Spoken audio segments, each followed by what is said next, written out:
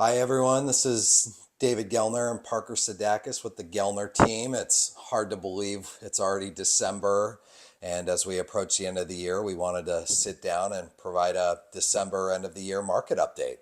Definitely. I think my first question is what are we seeing in the single tenant world right now? Yeah, so single tenant, couple different things that we're seeing as of the end of the year versus the start of the year. The first one would be specifically bonus depreciation. Now that that has been back for 2025, we have seen a large influx of buyers and buyer demand for assets that provide end of the year bonus depreciation. We're working a handful of transactions right now, one specifically new construction 7-Eleven that the buyer is purchasing specifically because it provides that year end bonus depreciation. And so that was super important to them.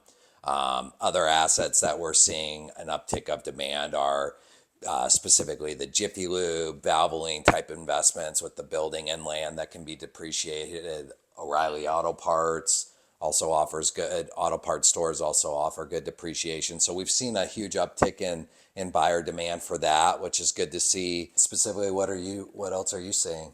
Yeah, I think bonus depreciation, to your point, it's been kind of the push and pull of what we've been talking about all year of the ground lease versus, owning the building. And buyers seem to be wanting to own the building more, but developers want to do ground leases. So kind of seeing, I don't know, the equilibrium kind of shake out on that front.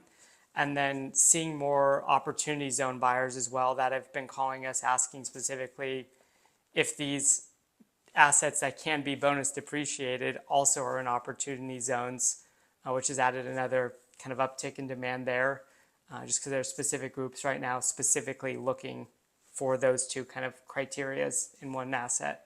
Yeah, and I would add on what else we're seeing. So we're working a couple long-term clients who are in larger exchanges, looking to place 10 to 20 million dollars of capital in the single tenant space. And what we're seeing right now, whether it's Washington, Oregon, Idaho, specifically, is a big gap in the market inventory for assets price single tenant assets priced between, let's call it 4 to 5 million up to 10 million.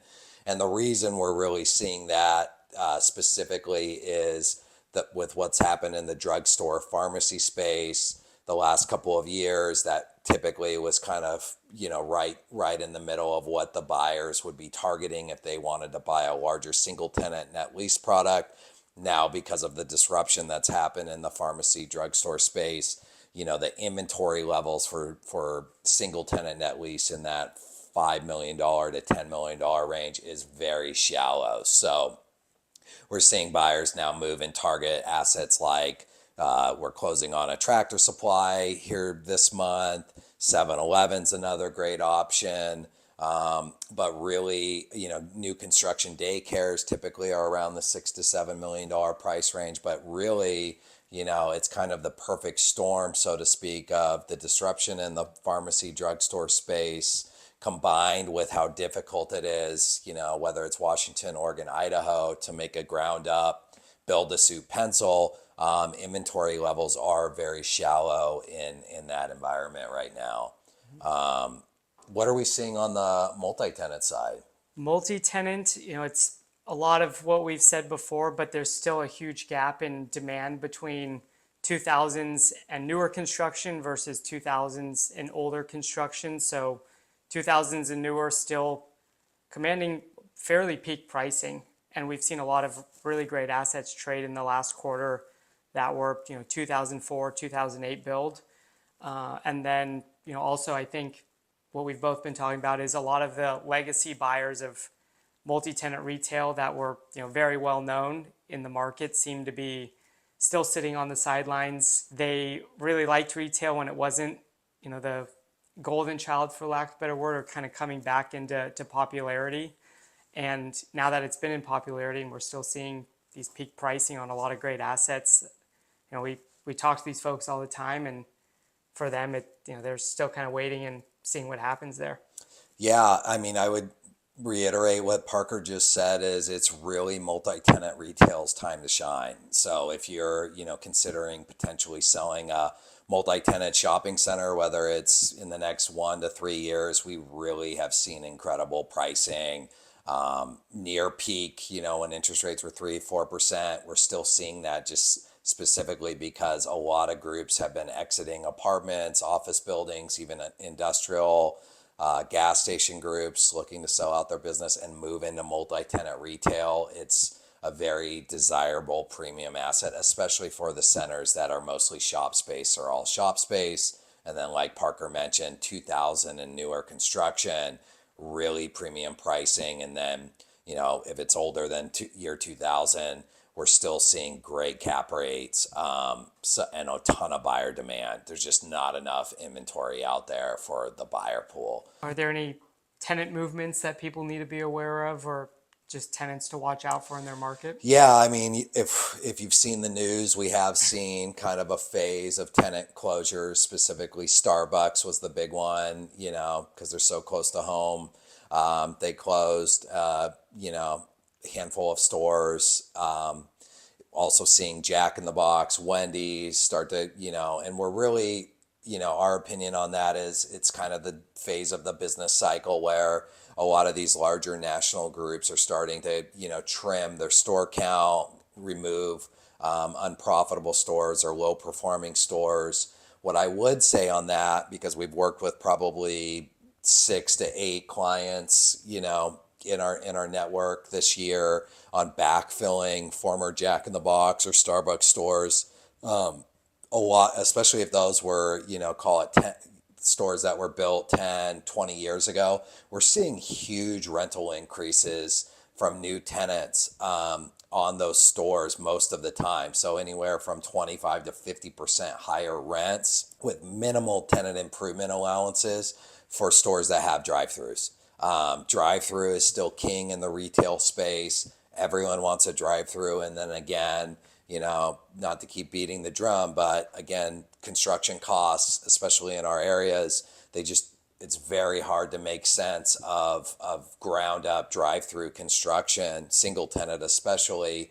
And so these are extremely desirable if you have a vacant QSR. I actually, think that if you're in the market for a single tenant, triple net type investment, it's, cap rates are hovering around historic levels. However, the older product, whether that's 10, 20 years, almost all of those rents with the drive-through are going to be below market. So I feel like that's a really safe asset class moving into next year, because we're not seeing nothing on our end to indicate that it's going to get any easier building ground up moving forward. Definitely, especially too with municipalities cracking down on it. It's harder and harder. Even the quote unquote pro business counties in the Northwest make it extremely difficult to build any new drive-throughs. Totally. Just to talk a little bit about other tenant movement that we've seen, we obviously have talked a lot about the drugstore space. When that Rite Aid bankruptcy came down, we're closing by the end of the year three drugstores, Walgreens, former Rite Aid, Walgreens.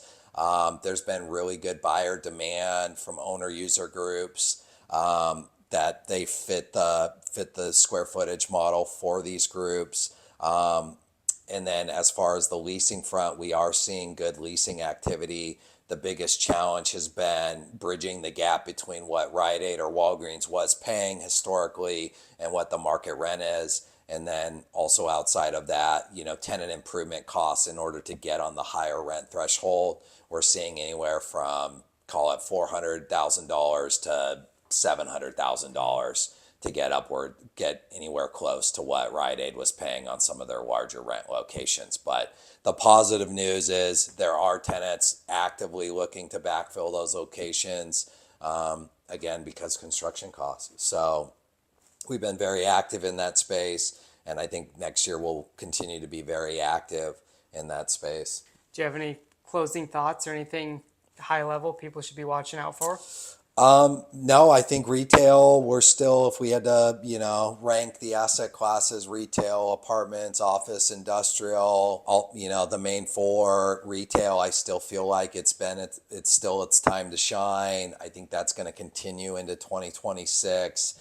As long as inventory levels remain where they've been, we're seeing good lenders still continue to love retail, and so that we're seeing aggressive loan quotes for retail compared to other asset categories. So we're very positive heading into 2026 that the buyer activity will continue and even increase to some regards as we head into next year. Definitely, I agree. I think pretty excited for next year. Same.